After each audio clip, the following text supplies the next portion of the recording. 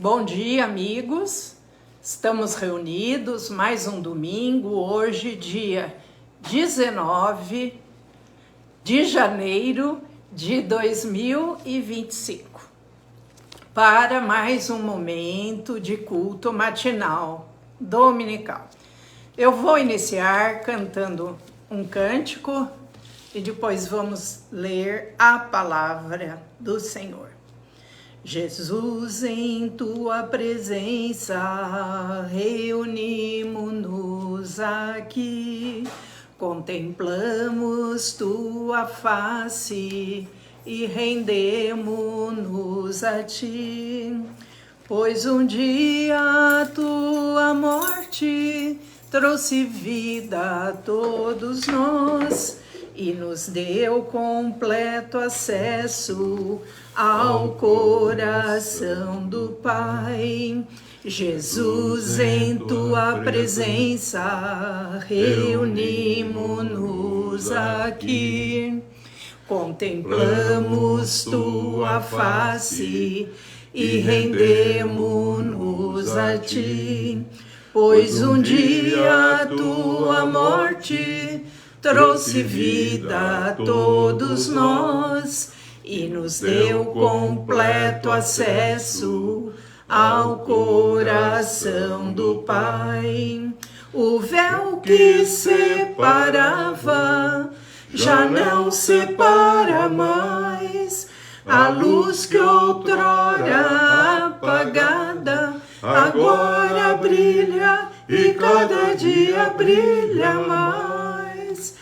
Só pra te adorar e fazer teu nome grande e te dar o louvor que é devido, estamos nós aqui. Eu vou ler Eclesiastes, capítulo 11. O procedimento prudente do sábio. Lança o teu pão sobre as águas, porque depois de muitos dias o acharás.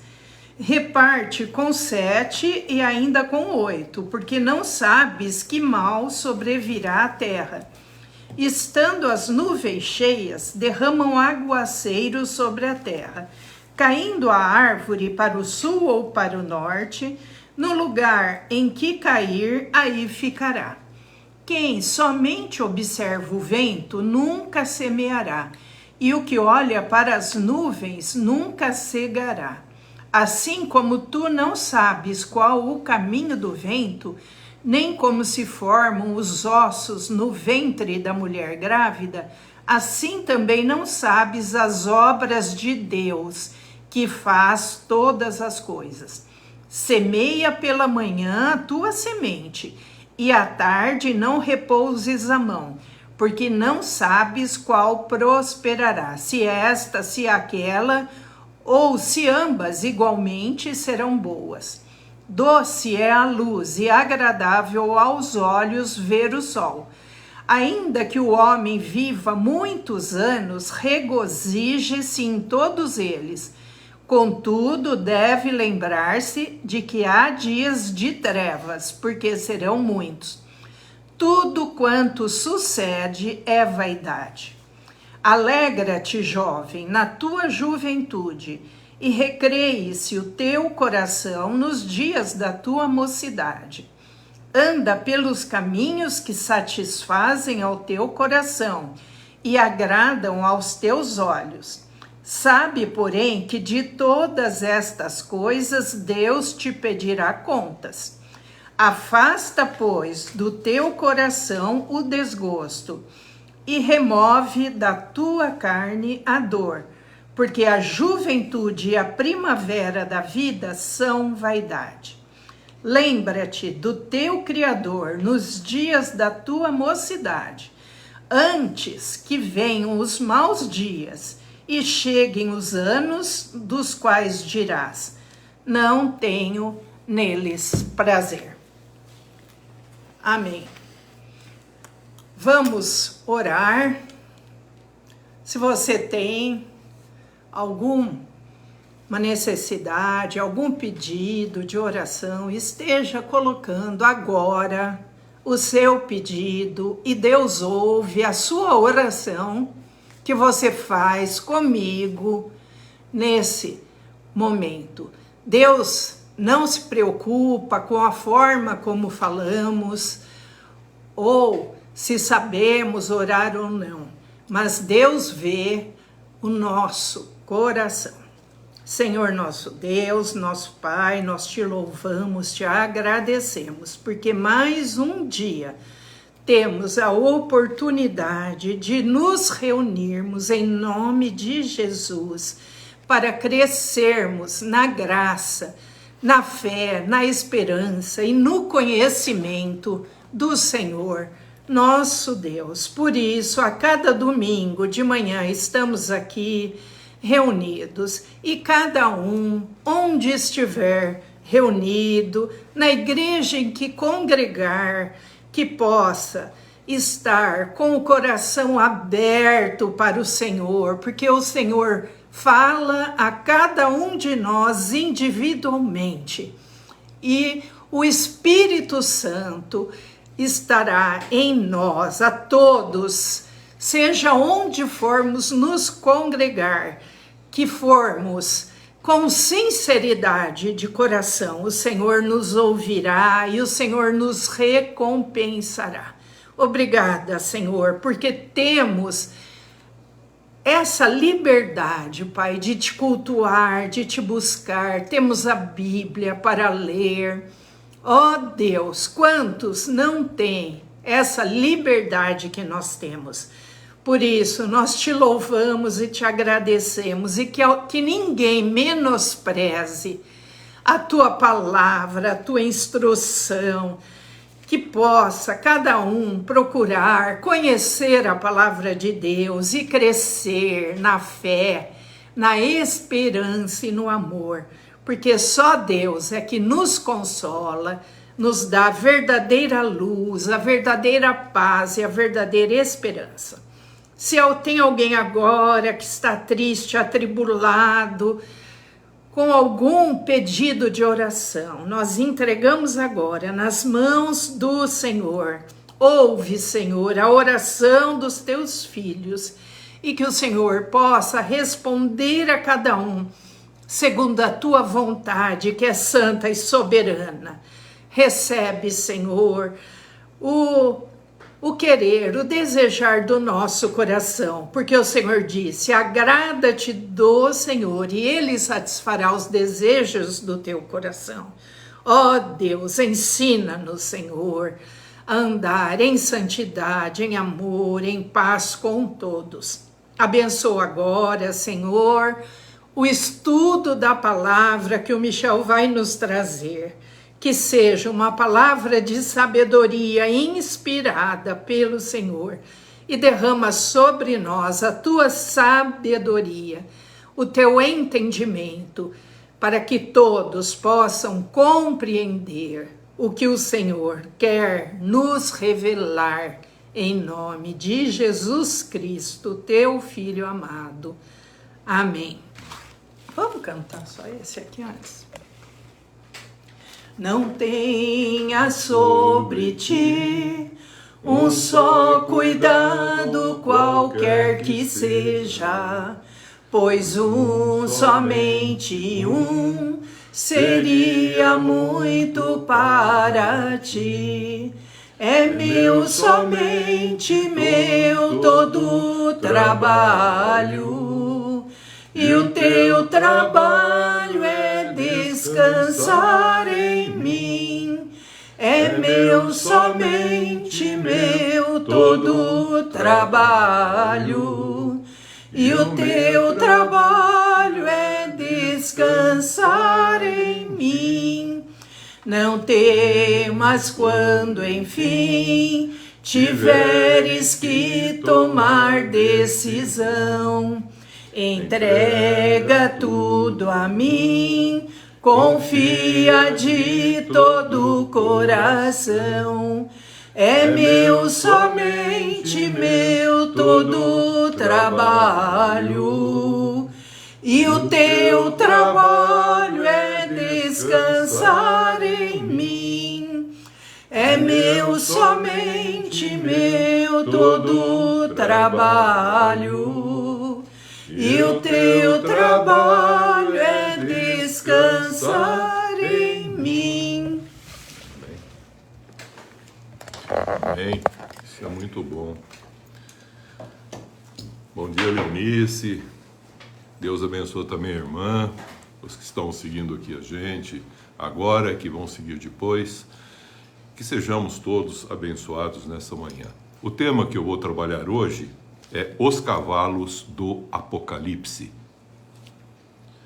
Então eu gostaria de falar a respeito do que está escrito no capítulo 6 do livro de Apocalipse, do versículo 1 em diante. Os 4 cavalos que vão aparecer aqui, representados no Apocalipse, com um contexto de cores, branca, vermelha, preta, amarelo esverdeado, eles revelam o desenrolar da história humana. E é sobre isso que eu quero trabalhar hoje. Então, o cavalo, aqui nesse contexto bíblico e principalmente no livro do Apocalipse, ele fala num contexto de força, tem uma relação muito com o trabalho, fala também com poder, fala também sobre guerra e fala também sobre algo que é veloz. Quando você pensa em poder e guerra, você percebe bem a descrição que ocorre, por exemplo, no Salmo 27, 20, o versículo 7. Lá ele diz o seguinte, que muitos homens confiam em carro e cavalos, mas não confiam no Senhor, e que a gente deveria confiar no Senhor, e não em carros e em cavalos. E também Deuteronômio 17 e 16, versículo 16, capítulo 17, versículo 16 de Deuteronômio, ele fala para não voltar para o Egito, nem para adquirir muitos cavalos, porque o homem procura colocar o seu poder, a sua força, nesse contexto, a sua velocidade, então galgando algo que é muito rápido. Isso implica dentro do contexto da própria estrutura da história humana. Em Jeremias 12:5, para a gente sintetizar aqui por causa do tempo, ele fala força, poder, guerra e velocidade, mas se você juntar a força e a velocidade, Jeremias diz em 12:5 o seguinte, ele fala da força e da velocidade que os cavalos têm que os homens não têm. E eles procuram os homens terem esses animais para cavalgarem.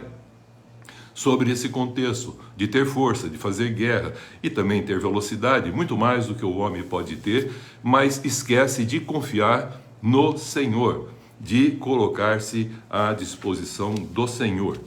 Então, a história humana, no primeiro momento, aos olhos humanos, parece que está cada dia mais vivendo um contexto caótico. Você liga a televisão, os noticiários, as informações que vêm pelo rádio, pela televisão, pela internet, você vai percebendo que está fogo aqui, queimada lá, catástrofe, inundações, e a pessoa vai ficando assim um pouco preocupada, e o cristão não tem que se preocupar com isso. E por que o cristão não tem que se preocupar com isso? Porque tudo está sob o domínio de Deus. E às vezes nós não paramos para perceber que esse livro, o Apocalipse, foi uma revelação que Deus deu para Jesus revelar para João. Aí Jesus mandou um anjo dele revelar essas coisas para João, e o João escreveu essas coisas. Falou, escreve num livro e manda para as igrejas. Depois ele falar a respeito do contexto de como ele quer a sua igreja e os cuidados para a sua igreja, no capítulo 4, eu gostaria que você viesse, ele diz o seguinte assim, depois dessas coisas, ele falou, olhei, e eis aberto a porta dos céus, e a voz que estava falando comigo lá no princípio me convida para subir. E João diz que sobe e tem a revelação. A primeira coisa que ele vê quando chega nessa dimensão celeste é um trono e alguém assentado nesse trono. E toda a corte celeste, que é descrita aqui nesse capítulo 4, diz que ele, Deus, ele é digno de receber toda a honra e a glória. Então ele está falando de uma visão celeste, de alguém sentado no trono, governando, e que as pessoas não têm que se preocupar com o que está acontecendo aqui. Porque o que está acontecendo aqui, muitas vezes, é o contexto humano, o mover humano. Mas o divino está controlando e sabe todas as coisas, porque ele que coloca rei e destitui rei. É ele que faz as coisas acontecerem. Mas ele não manipula. Ele tem um livre-arbítrio, mas ele tem domínio sobre essas coisas. Não está perdido, não está uma coisa caótica. E o cristão tem que sossegar, não temer, não ter medo, mas ser uma pessoa que está aqui para entregar virtudes e não procurar fazer coisas, mas entregar virtudes. Por isso que ele está falando aqui que esse domínio, esse governo de Deus está sobre todas as coisas. E muito mais agora, porque o Apocalipse revela que agora o Cordeiro de Deus, aquele que fez a obra vicária aqui, agora ele ressuscitou, está sentado à direita de Deus Pai. E diz que é perguntado para João um contexto do que ele estava vendo lá no céu, e ele fala que ele estava vendo aquele trono, alguém assentado no trono, e esse que está sentado no trono, no capítulo 5, diz que João vê que ele está com um livro na mão. Um livro é um rolo, um pergaminho, selado com 7 selos. A totalidade dos selos para revelar a história da humanidade. E ninguém era digno nem de olhar para ele, nem de pegá-lo. E ele era um livro escrito por dentro e por fora. Isto é, ele era um livro completo da história da humanidade. Deus sabia tudo quando fez, e antes de fazer, já sabia todas as coisas. E como concluiria todas as coisas. Então está escrito lá. Mas ele falou que ninguém era digno, nem no céu, nem na terra, nem debaixo da terra, ninguém era digno de poder abrir esses selos e revelar para a igreja isso. Mas até que aparece um anjo e aponta, diz, eis o leão da tribo de Judá. E João, que estava lá no céu, virou para ver o leão, e ele não viu um leão, ele viu o cordeiro, como ele tinha sido morto. Agora nós temos lá aquele que fez a obra vicária por todos nós. Tirou o mal de lá e agora está lá reinando juntamente com o Pai. Até que passa o tempo em que ele virá novamente para consumar o contexto da história. Nesse contexto que nós estamos vendo do capítulo 5, esse que é digno de abrir os livros, Jesus Cristo, o Cordeiro de Deus, agora todos também o adoram. Quer lá no céu, quer na terra, sobre a terra, e todos agora devem adorá-lo. E aí diz que ele vai abrir os selos. E aí ele começa a abrir os selos que estão descritos no capítulo 6.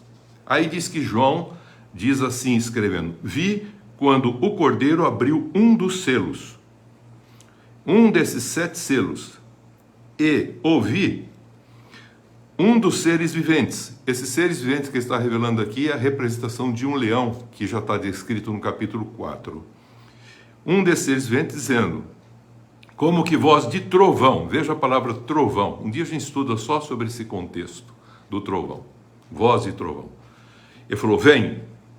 E aí ele falou que ele veio, ele falou, e eis um cavalo branco, e seu cavaleiro com um arco, e foi dado uma coroa, e ele saiu vencendo e para vencer. Então a primeira coisa que vai aparecer aqui é um cavalo branco.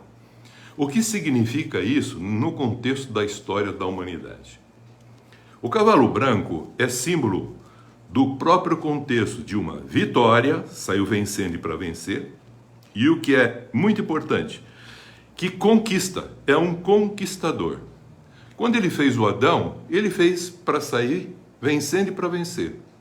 E depois o Cristo, quando ressuscitou, fez com que todos os homens, que agora que ficassem com a sua identidade de Cristo, com uma natureza santa, e que fossem justos e praticassem a justiça, também assim o fizesse, que eram para sair, para ser um vencedor. Saiu vencendo e para vencer. Essa é a descrição, quer para o primeiro Adão, quer para aqueles que agora têm a identidade com o segundo e último homem, Adão, Jesus Cristo.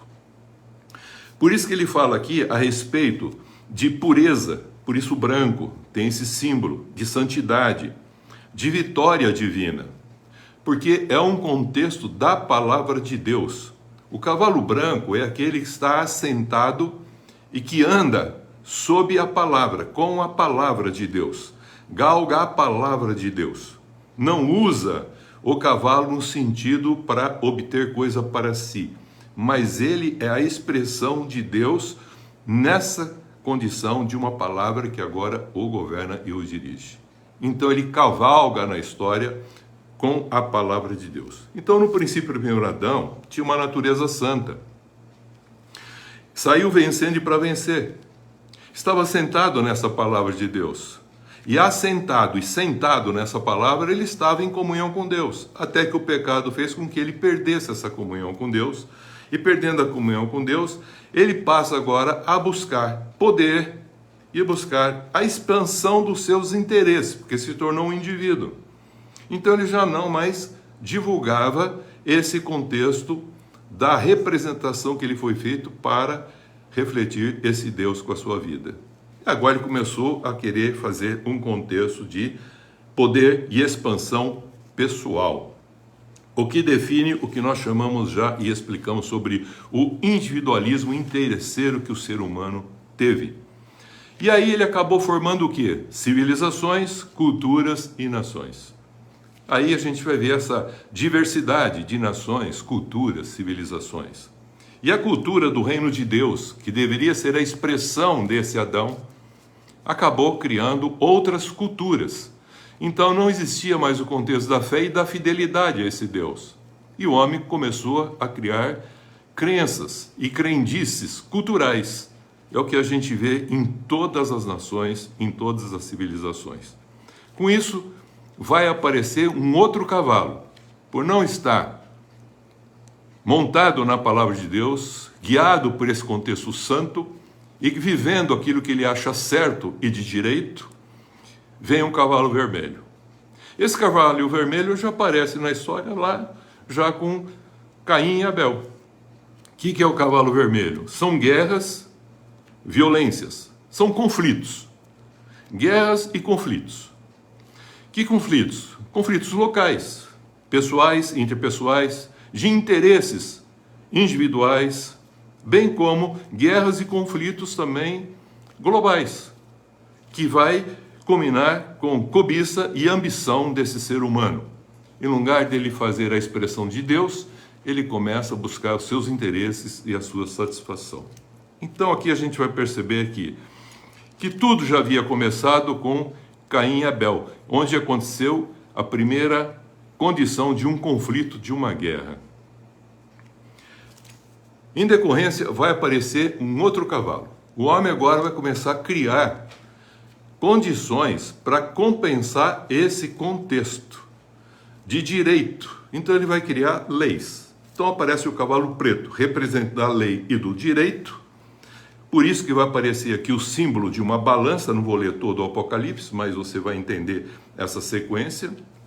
E é um símbolo de crise e de escassez. Por isso que nesse capítulo 6, quando ele falar do cavalo preto, que ele vai falar, vem e vê o contexto da história humana, ele já está revelando para nós, já antes de Cristo e depois da vinda de Cristo, que o homem vai continuar fazendo sempre as mesmas coisas. Mesmo Cristo orientando ele e mostrando essas transformações que deveriam ocorrer, não estão ocorrendo. Consequente, vai caminhar para um contexto do desfecho do plano final que Deus já assim o conhece e revela aqui no Apocalipse, citando depois lá no final também um cavalo branco, onde Cristo está montado, que nós vamos falar a respeito dele.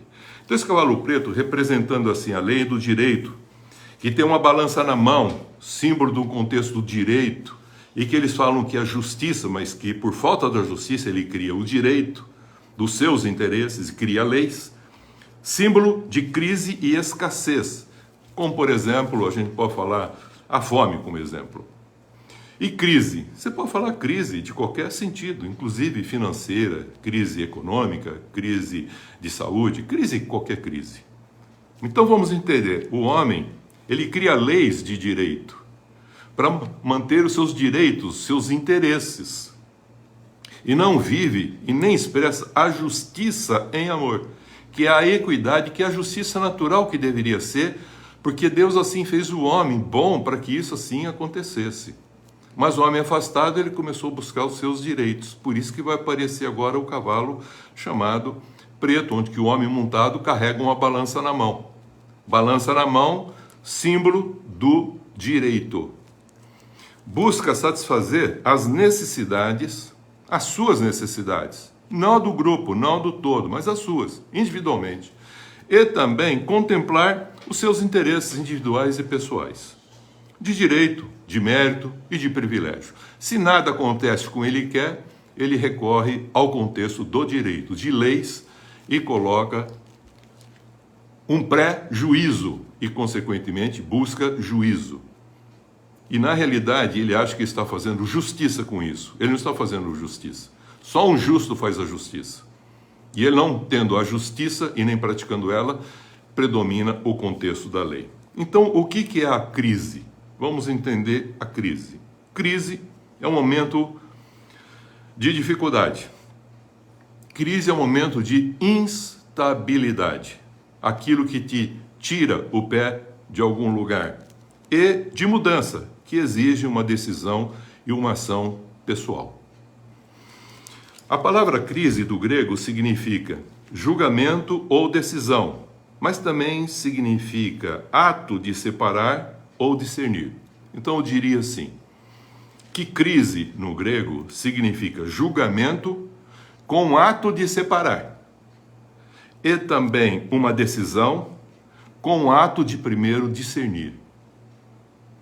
Então não é interpretar, é discernir espiritualmente as coisas para tomar a decisão. Isso aqui é o que ele chama de crise. Por isso que a crise é algo que precisa ser discernido, avaliado, julgado e decidido para determinar depois um contexto de uma ação segundo a vontade de Deus, e não uma ação segundo os interesses pessoais. Por isso você ouve falar muito. Hoje mesmo nós estamos vendo o que eles falam, aprovação de uma emenda constitucional ou também de um problema, de uma crise econômica, uma crise financeira, que estão preparando um pacote para resolver o problema aqui no Brasil. Mas também outros problemas estão sendo resolvidos porque existem crises. E não só crises, mas também existem lises. Então existem até crises no amor e lises do amor. E as pessoas não percebem que isso é uma realidade que acontece. E precisa ter o quê? Um contexto de discernimento, para saber como se comportar diante delas. Então a crise gerada pela falta da justiça, por não haver justiça, por não haver justo que pratica a justiça, e Jesus veio para que produzissem justo que praticasse a justiça, mas são pautadas em leis de direito, o que leva a gerar coisas como escassez. Por exemplo, fome. Fome de alimento, fome de qualquer outra coisa no âmbito físico, intelectivo e também fome no sentido espiritual. Sede no contexto físico, intelectivo da alma e também no sentido espiritual. E que isso gera o quê no contexto humano? Gera uma desigualdade social.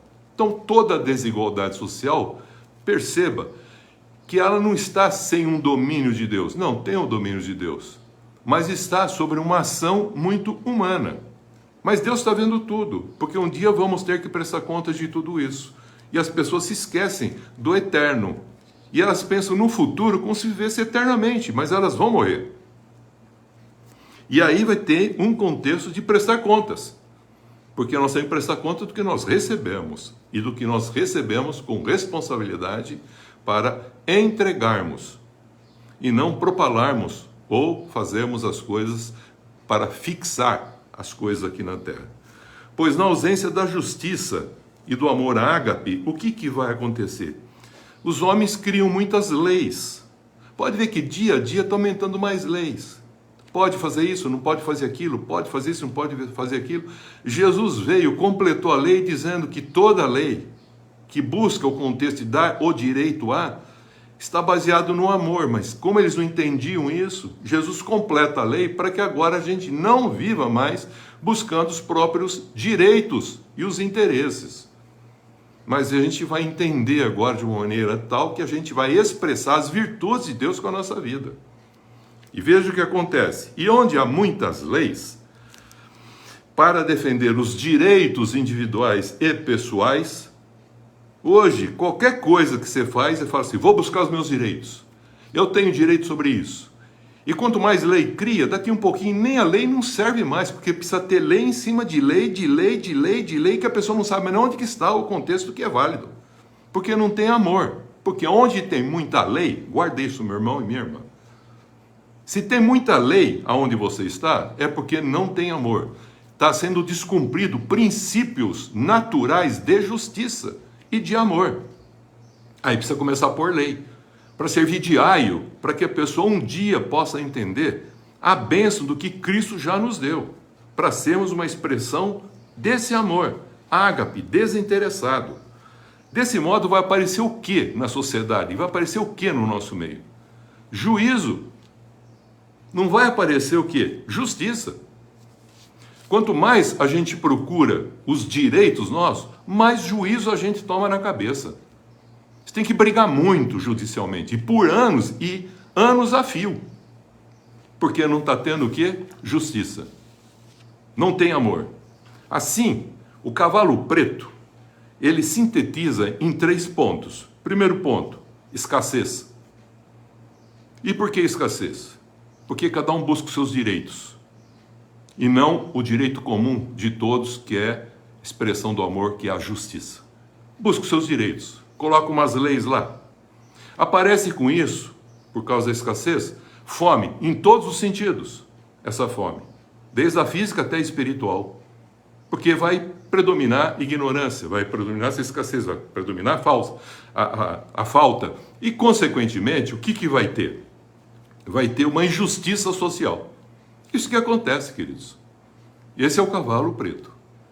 Em decorrência disso, o homem tentando fazer tudo isso do seu modo, não consegue. Mesmo depois que Cristo veio e ele começa a revelar a história, o homem repete essa mesma história. Continua do mesmo jeito, não mudou nada. Embora se diz cristão, mas não expressa o Cristo. Veja bem, aí vem o cavalo amarelo, que é o chamado cavalo esverdeado. E diz que esse cavalo amarelo, esse cavalo esverdeado, que está descrito aqui no Apocalipse, é símbolo da morte e da mortalidade. E quem segue o Hades? O Hades aqui é o contexto do inferno. Não é o contexto que nós vamos ver, o lago de fogo. Não, o Hades vai ser lançado no lago de fogo. O Hades, uma palavra que simboliza igual o Sheol para o judeu, o Hades para o grego significa um lugar da ausência da justiça de Deus ou da presença de Deus. Esse lugar vai ser lançado no lago de fogo, que é a ausência eterna da presença de Deus, que vai lá no Apocalipse capítulo 20, que um dia a gente fala sobre ele. Já falei, mas um dia a gente volta a falar ele. Então, essas epidemias, essas catástrofes que a gente está vendo, essas inundações, essas perdas, destruição, é tudo por falta do quê? De justiça. Tudo por falta do quê? De amor. Porque tem interesses. Quantas vezes eu vejo aqui na minha cidade pessoas onde tinha um ribeiro, onde tinha uma baixada, onde passava um córrego, canalizando aquilo de tal modo e construindo casas, são chamadas populares. Depois de 15, 20 anos, começa a ter inundação em todos os lugares. Isso ocorre em todas as cidades. São as baixadas. Não tem preço. Então paga-se um nada e cobra-se um tudo das pessoas que são pobres. Elas constroem, depois vem as inundações com o passar do tempo, com os asfaltamentos, a água vai estar inundando, uma quantidade grande de chuva leva tudo. Porque não tem uma construção, foi aprovado aquilo, inclusive. Não deveria nem ser aprovado aquilo, porque aquela é uma coisa injusta que está sendo feito. Não está feito com amor. Ah, não é para mim. E às vezes são pessoas que têm posse, que fazem isso, não estão nem aí, são cristãos. Tem que pensar nisso. Mas as pessoas não pensam num contexto da justiça, da cultura do reino. Porque vive a sua cultura. seus interesses pessoais. Consequentemente, esse cavalo amarelo vem fazendo tudo isso, com epidemias, catástrofes naturais. E o que segue isso? Você fala morte, destruição, perda, escassez. Pessoas têm que comprar tudo de novo. Acabar de comprar uns móveis, uma televisão. Aí, mas como? Não posso mudar daqui, porque a minha casinha que eu construí aqui, comprei, foi pago com muita dificuldade. E continua lá e vem enchendo de novo, e volta enchendo. E aqui lá fica um constante repetir. Esses 4 cavalos, queridos, na visão espiritual, eles estão revelando essa história nossa da humanidade por falta do homem ter se afastado de Deus. Mesmo Cristo vindo agora e mostrando como a gente deve agir, ainda assim ele está falando no Apocalipse capítulo 6, que ele vai abrir o sentido da história e mostrar que o homem continua sendo o mesmo, agindo da mesma forma, fora do propósito de Deus. E esse contexto, quando você pega a ação humana fora do propósito de Deus, que é a equidade, que é o cetro do reino de Deus, que é a justiça natural, que é o amor para com o próximo, quando você quebra isso, vem o quê? Vem o contexto do juízo de Deus, que são as leis naturais que vão fazer acontecer essas catástrofes. E por que isso? Porque quebram-se as leis naturais. E o ser humano, não fazendo isso, vai aparecer a ausência da equidade, que é a justiça natural, e vai aparecer a injustiça social. O que molda o quê? A história da humanidade. Então a história da humanidade é moldada por quê? Pela falta da compreensão e da ação do propósito de Deus na vida de cada um. E os cristãos não têm que se preocupar com esse contexto, mas tomar cuidado para não ser parte desse contexto, ou de gerar essas condições injustas. É isso que Jesus está falando aqui. Então nós já falamos que no capítulo 4 e 5, até Jesus agora, estando no céu, que é o redentor de todas as coisas, ele abre a história e mostra que o homem, desde lá do Caim até o último Adão, eles vão continuar fazendo isso, mesmo Jesus vindo. Então eu quero dizer que para nós cristãos de fé, justos, que acreditamos e esperamos a vinda de Jesus, a gente não tem que temer, mas a gente tem que viver uma vida digna para expressar as virtudes de Deus. Então eu quero falar o seguinte para ir concluindo em função do tempo. Esses 4 cavalos descritos aqui no Apocalipse, que revela a história da humanidade, mostra no final, no capítulo 19 e 20 do Apocalipse, vai aparecer de novo esse cavalo no capítulo 19. E esse cavalo que aparece no capítulo 19 é o mesmo que está falando no capítulo 6.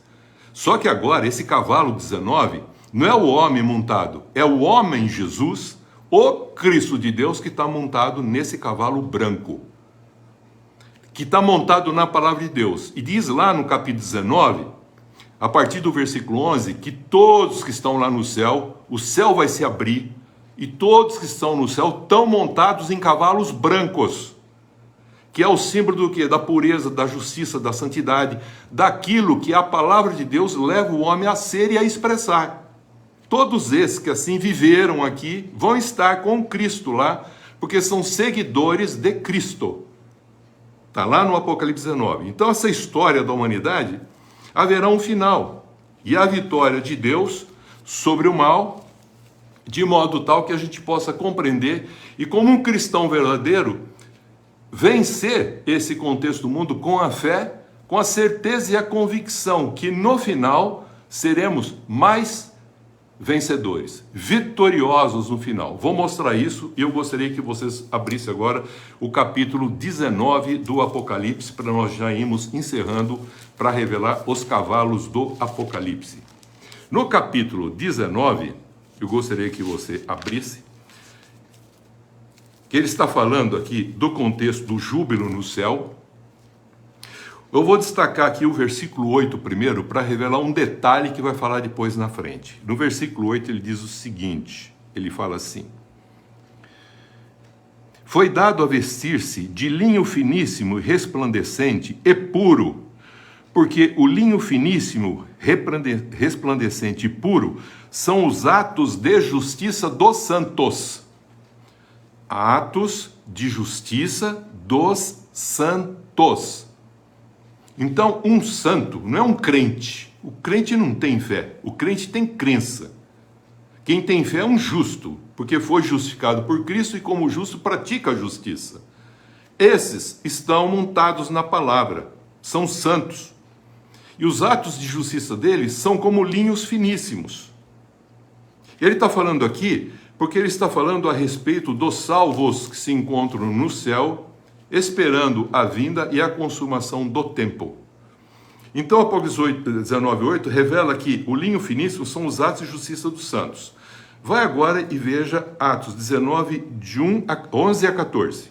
19:11 diz assim: Vi o céu aberto, e eis um cavalo branco, e o seu cavaleiro se chama Fiel e Verdadeiro. Apocalipse, capítulo 19, versículo 11. Vou ler de novo. Apocalipse 19, versículo 11. Vi o céu aberto, e eis um cavalo branco, e o seu cavaleiro, não é o homem Adão, não, é o homem Jesus, o Cristo, o último Adão. Estava sentado nesse cavalo, julga e peleja com justiça, os seus olhos são chama de fogo, a sua cabeça há muitos diademas, coroas, tem um nome escrito que ninguém conhece senão ele mesmo. Está vestido com um manto tinto de sangue, e o seu nome se chama Verbo de Deus. Quem é o Verbo de Deus? Jesus Cristo. Então, quem estava ouvindo falar do Apocalipse, estava entendendo, os cristãos já da primeira época já estavam entendendo, que eram mais que vitoriosos estarem em Cristo. Porque no final ele está revelando aqui, é revelação do que será. Veja, ele diz: seguiam a esse um exército que há no céu, montando cavalos, veja, brancos, com vestiduras de linho finíssimo e puro. Quem é que tem vestidura de linho finíssimo e puro? Os santos, os justos, que praticam a justiça. É isso que ele está falando aqui. Ele não está falando de um cavalo, ele está falando de uma expressão metafórica para revelar uma verdade de pureza, santidade, daqueles que seguem, praticam a justiça e fazem a equidade acontecer. Sai da sua boca, presta atenção, uma espada afiada para com ela ferir as nações, porque ele vem para julgar vivos e mortos, Jesus, na vinda. E regerá com cetro de ferro, e pessoalmente vai pisar o lagar do furor da ira do Deus Todo-Poderoso. Embora eu já tenha pregado sobre isso, eu vou só destacar o detalhe aqui do 11 ao 14. O céu se abre e aparece Jesus Cristo montando esse cavalo, por isso que segue um exército. E esse exército não fala que tem armas. Por que esse exército que segue Jesus não tem armas? Porque da boca desse que está montado o cavalo branco, que é Jesus, o Cristo, sai uma espada afiada da sua boca, que é a palavra de Deus. A palavra de Deus é a espada com que as pessoas se defendem, com que as pessoas tomam decisões, com que as pessoas fundamentam a sua fé. Eles não precisam de armas. Quando alguém pegou numa arma, Jesus falou: guarda essa arma, não precisa de espada. A palavra basta. Guarda isso no teu coração. Por isso que estão revestidos de linho finíssimo, que são a justiça dos santos. E fala que é um exército seguindo.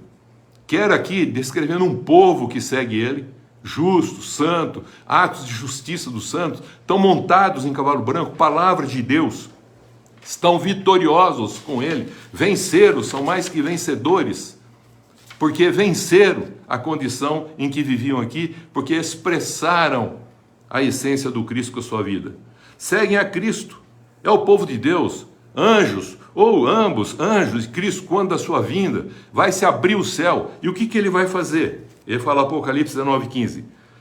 Esse exército que não é armado, veja o versículo depois 15, ele fala, lê aqui, 15. Sai da sua boca uma espada afiada para com ela ferir as nações. E ele mesmo as regerá com cetro de ferro. Não fala que ninguém nesse exército tinha que espada na mão. mas seguia esse que é a essência da vitória. É aquele que nos deu a vitória, Jesus Cristo. Então seguia Cristo, o povo, e ele fala aqui no 15, não era um exército armado, porque a espada que sai da boca de Cristo é a palavra e o poder da vitória final. Como que a gente se defende? Como que a gente vence? Como que a gente luta? Como Filipenses falou no capítulo 6, se preparar com a armadura de Deus. E ele falava que a palavra de Deus é o que? A espada.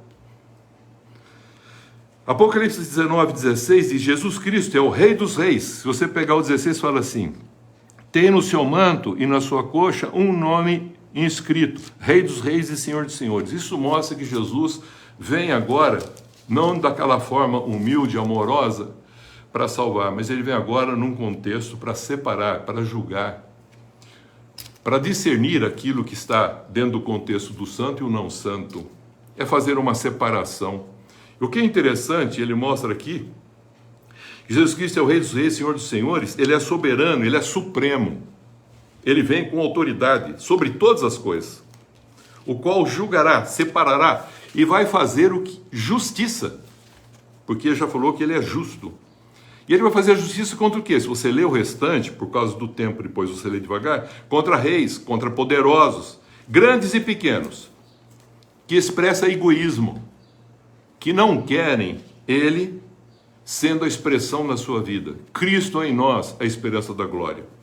O cavalo branco e seu cavaleiro é Jesus Cristo, que venceu e vem para vencer definitivamente as bestas da terra, do mar e do abismo, isto é, a força bestial, a bestialidade humana. Essa é a bestialidade humana que o Satanás deu para fazer tudo isso, guerra, dissensão, briga e tudo mais, conflitos, tudo por interesse. Não entenderam, mesmo depois de Cristo vindo, ainda estão fazendo isso. E olha que coisa incrível. Então ele vem para destruir o quê? As bestas, os falsos profetas. Depois ele vai destruir e vencer quem? Satanás. E depois, o último inimigo a ser vencido, como diz as Escrituras, é a morte. Então ele vem julgar, então o inferno dará os seus mortos, o mar dará os seus mortos, tudo dará os seus mortos, e aí tudo será julgado. E aí virá o fim. Para quê? Para que o reino eterno seja estabelecido. Aí ele entrega o reino ao Pai, e o Pai passa tudo em todos, como diz 1 Coríntios 15.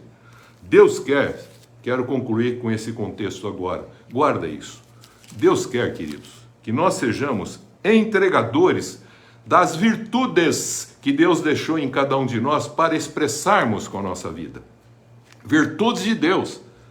E a maior delas, o amor para com o outro. Porque ele fala que o cetro do reino de Deus é a equidade. Veja bem. E não quer que a gente fique propagando feitos, porque ele quer que a gente seja testemunha, e não que dê testemunho. Descerá sobre vós o Espírito Santo para vocês serem testemunhas minhas. Então ele não quer feitos, ele quer entrega de um coração humilde, que expressa as virtudes de Deus, para que as pessoas possam ver Deus na forma santa como a gente vive. Crescei, no que depender de você, use a paz que você já tem de Cristo, porque Ele reconciliou você com Deus, você está em paz agora. E a santificação, sem a qual nem você vê, e nem o outro pode ver, porque não consegue ver em você o próprio Deus. E muitos se frustram porque têm desejos que não são cumpridos. Eles não se frustram por causa de você, eles se frustram por causa deles mesmos, porque eles têm expectativas, eles esperam. Nós não esperamos, nós temos esperança pelas revelações que foram dadas. Então eu quero concluir dizendo isso. Deus quer que sejamos entregadores de virtudes com a nossa vida e não propagadores de feitos, quer usando ou não o nome de Deus. E quero concluir com uma coisa negativa, para os irmãos entenderem. Naquele dia, quando haverá um julgamento, Mateus 7, muitos dizem Senhor, Senhor hoje, cristãos, Senhor, Senhor, mas não fazem o que Ele manda, para ser uma expressão dele, um Cristo. Se alimentam dele, mas não expressam ele. E o que vai acontecer com esses? Querido, não estou questionando a sua vida, nem a minha. Estou apenas alertando que ele nos alerta com a sua palavra. Porque a pessoa, conhecendo esse amor de Deus e não expressando esse amor, ele está pecando contra o próprio Criador.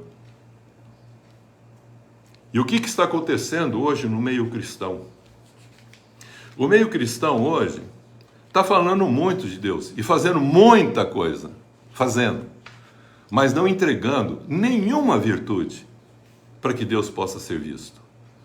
Mas está fazendo construções maravilhosas, templos maravilhosos, dimensões de templos incríveis. Olhos vêm, mas o olho do coração, vendo isso aí tudo fora do propósito de Deus. Porque está existindo dentro da sociedade o que os profetas já falavam. Porque o Espírito de Cristo é exatamente o contexto da profecia. Ele está revelando isso, fala Apocalipse 19. E a gente precisa entender isso. É esse cumprimento em Cristo que é todo o espírito da profecia. E a gente não entende o que está falando, não entende o que está vivendo. Não, nós precisamos ter um discernimento em tudo isso. Então o que está acontecendo nesses últimos tempos? Está havendo muita gente se dizendo cristão, mas não expressando esse Cristo com a sua vida. É isso que Jesus está falando aqui. É isso que Jesus está nos alertando.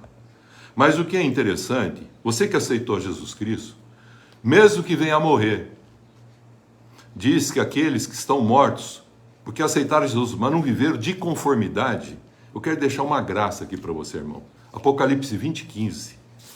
Mas ele diz lá, mas se teu nome estiver escrito e inscrito no livro da vida, você não vai ser lançado fora da presença. Vai ter um rescaldo final. Até para os mortos, para aqueles que aceitaram a Jesus, foram salvos, mas não expressaram com a sua vida o Cristo. E nem expressaram esse Cristo para que o irmão pudesse ver. Mas esses que creram em Jesus, ele falou, mas se o teu nome estiver escrito e inscrito, você vai ser salvo. Apocalipse 20, versículo 15. Mas os que não estiverem, aí esses juntamente com a besta, falso profeta, Satanás, tudo mais, eles terão separados, eles não vão morrer, eles serão separados e lançados para as trevas exteriores. Esse é o contexto do afastamento de Deus eternamente, porque o homem é eterno, vive eternamente. Então o homem vai viver eternamente ou com Deus, ou eternamente afastado de Deus. O afastado de Deus vai ver Deus e não vai poder ter Deus e estar com Deus. Vai ver a luz, porque ele está nas trevas. Mas quem está na luz não haverá e nem verá quem está nas trevas. Por isso que tudo ele fala a respeito de luz, de trevas, de dia, de noite, de bem, de mal. Por que ele fala tudo isso? Porque ele falou, não coma da árvore do bem e do mal. Porque no dia que você comer, você vai ficar bem mal. Embora conhecendo o bem ou o mal, você não vai conseguir desvencilhar do mal. Mas Deus conhece o bem e o mal, mas ele não é afetado porque ele é santo. Então em Cristo Jesus a gente se torna santo. E tornando santo, então agora a gente vai participar dessa nova dimensão do reino de Deus, que é a nova Jerusalém, que não é a Jerusalém terrena, é uma nova Jerusalém que descerá do céu. Vai se instaurar de tal modo em que Deus vai ser tudo e em todos. E aí virá o final. Então Jesus Cristo levará todos ao Pai, e o Pai será tudo em todos, e essa glória dessa luz brilhará plenamente nesse contexto onde nós nos encontramos. Que Deus abençoe, querido, que a gente possa entender esses cavalos da história que descreve aqui no Apocalipse, principalmente falando desses 4 cavalos. Ou nós ficamos e entendemos o cavalo branco montado na palavra de Deus, na pureza, na santidade, no conhecimento, na comunhão com Deus, ou nós vamos caminhar por esse contexto que nós vamos vendo o que vai acontecendo com os homens e com a humanidade. Procura-se depois viver sem Deus, vem o quê? Guerras e conflitos. Guerras e conflitos geram o quê? Vão buscar leis para buscar direitos. Aí se houve lei internacional, lei disso, lei daquilo. Põe lei, não mata passarinho, não mata não sei o quê. Tem tanta lei que no final eles vão achar que o mundo está ficando bom. De tanta lei. Não está ficando bom. Está ficando uma coisa totalmente fora da verdade. Os irmãos estão entendendo o que eu estou falando. Porque é tanta lei que a turma não faz por medo, mas não por amor. Então nós precisamos entender essa realidade, queridos. Nos últimos dias não haverá amor. Então eu vou dizer o que vai haver nos muitos dias. Muita lei. Você não pode falar de mais nada. Você não pode falar se o cara é baixo, se é alto, se é careca, se não é careca, se é gordo, se é magro. Qualquer coisa que você falar, principalmente de gênero, vai ter cadeia. Vai ter lei. Que lei? De direito. Não tem lei de amor, nem de justiça. É de direito, de interesse, de privilégio, de imposição. O fim dos tempos, queridos, sabe por que o amor esfriará? Porque acabará tendo iniquidade. Então eu quero ler o que Jesus falou para encerrar aqui, embora seja negativo, eu falei que eu ia falar. Mateus, do capítulo 7. Eu quero que você abra lá. Naquele dia, quando a pessoa terá que prestar conta e que vai lá julgar, aqueles que dizem, Senhor, Senhor, nós não fizemos fazer aquilo que eu falei, muitas coisas em teu nome, capítulo 7, versículo 21. Nem todo que me diz, Senhor, Senhor, entrará no reino dos céus, mas aquele que faz a vontade de meu Pai que estás nos céus. E a vontade a gente sabe, crer em Jesus, nossa santificação, dar graças em tudo, em Cristo Jesus e a prática do bem. Isto é, praticar a justiça em amor. É isso, já falamos. Agora veja como é interessante. Muitos naquele dia, que dia?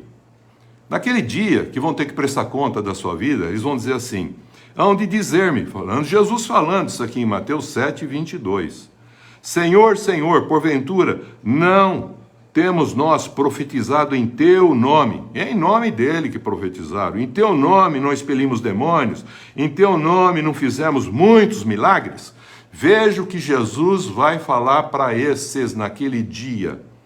Então lhes direi explicitamente, nunca vos conheci, não tive intimidade com vocês, vocês usaram o meu nome. Afastai-vos de mim, vós que praticais a iniquidade. A iniquidade é a fonte de todo o pecado da humanidade, porque o pecado original Jesus tirou. Agora a iniquidade é o resquício desse pecado no coração do homem, que se diz que é, mas que não é. E não é um mentiroso, é um hipócrita religioso. A mentira está no intelecto, a hipocrisia está no espírito. Revela o que não é. Fala que é, mas não é. Se é, não precisa falar. Ele vai expressar o amor de Deus. Que Deus possa revelar isso, meus queridos. Que nós estamos vendo essa história. Mas nós não temos que ter medo. Nós temos que ter a certeza que Jesus é aquele que venceu, é o vitorioso, que nos dá a vitória, e ele vai vencer a morte. O último inimigo, ele diz, que ele vai pisar e vencer, vai ser a morte. Quando ele fizer o quê? O final, colocando todos os mortos no juízo do grande trono branco. E aí aquele ainda que estiver com o seu nome escrito no livro da vida, aceitou Jesus, mesmo que não viveu, não expressou, mas eu aceitei Jesus. Ele falou, tá bom, esse ainda vai ser pincelado no resgate final. Está lá no Apocalipse 20, 15. Leia lá que você vai entender o que eu estou falando. Mas não espera para chegar nesse dia. Tem gente que trabalha com a nota 5 para passar. Se a nota máxima é 10, a mínima seria 5 para passar, a pessoa trabalha com 5. Se tirar 4,5, talvez ele não entra para a luz. Dependendo onde está, ele não vai para a recuperação de classe. Então toma cuidado, queridos. Trabalha para ficar pelo menos num 7. Não precisa ser 10, não. Perfeito pleno, mas um perfeito para um 7, que é o suficiente para você passar de ano sem precisar fazer o exame final. Que Deus abençoe em Cristo Jesus, que a gente possa ir entendendo esse cavalo da história revelado que começou lá com Caim e que se estende até o último Adão quando Jesus vier. Aí ele vai fechar o contexto da história humana. Nós somos mais que vencedores se estivermos montados num cavalo branco, em Cristo Jesus, na palavra de Deus. Porque ele montou nessa palavra e nós precisamos estar nela para sermos mais que vencedores. Que Deus me abençoe, que te abençoe, que nos abençoe, que a gente possa entender que nós estamos vendo a história, mas que nós temos um que governa a história. Sentado num trono, tem um livro escrito que já foi aberto e revelado para nós como será. E eu procurei mostrar isso para que o irmão tomasse consciência que nós vamos um dia ter que prestar conta, porque Jesus, ele é o Rei dos Reis, Senhor dos Senhores, mas ele foi constituído juiz sobre todos os vivos e os mortos. Pense nisso em nome de Jesus.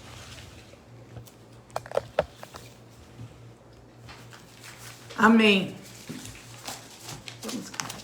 Ao que está sentado no trono, sempre reinando, soberano, anjos cantando, homens louvando,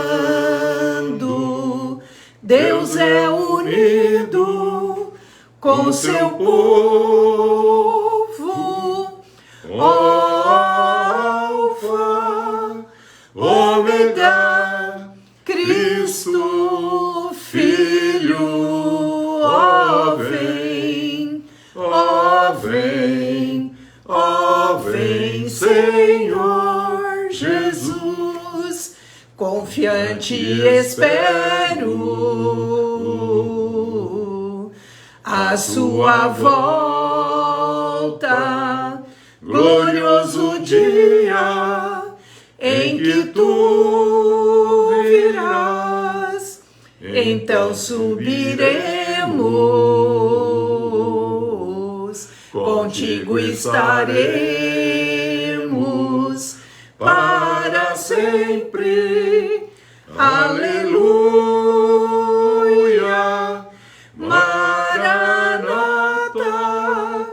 Cristo, Filho, Mestre, ó vem, ó vem, ó vem, Senhor Jesus.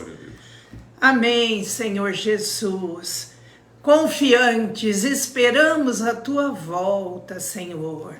Com fé, com esperança, com amor, não olhando para as circunstâncias, para as calamidades que assolam a terra, porque no Senhor nós temos a esperança e a vitória sobre este mundo e aguardamos novos céus e nova terra em que habita a justiça. Amém. Por isso podemos clamar, Maranata, vem, Senhor Jesus, porque nós estamos te aguardando para subirmos com o Senhor entre nuvens e estarmos para sempre com o Senhor.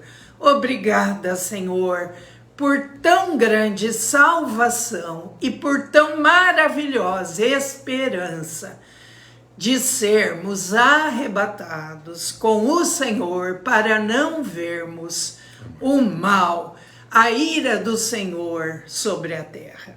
Ó Deus Todo-Poderoso, Criador dos céus e da terra, queremos, Senhor, pedir a tua bênção, a tua unção, a tua graça, ser com todos nós, Senhor. Amém. Com todos que ouvem a tua palavra, amém, seja aqui conosco, seja nas igrejas, onde quer que seja, que o teu Espírito Santo, amém, esteja falando, que ouçam, que creiam e que recebam tão grande salvação. Amém. Amém. Obrigada, Jesus, santificado seja o teu nome. Amém. Amém.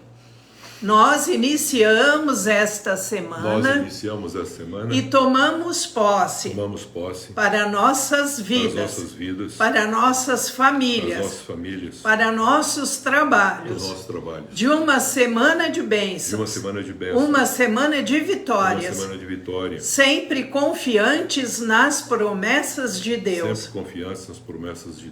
e rejeitamos toda obra maligna contra nós. E que não sejamos usados pelo mal. Em nome do Pai, do Filho e do Espírito Santo. Amém. Deus abençoe a todos. Amém.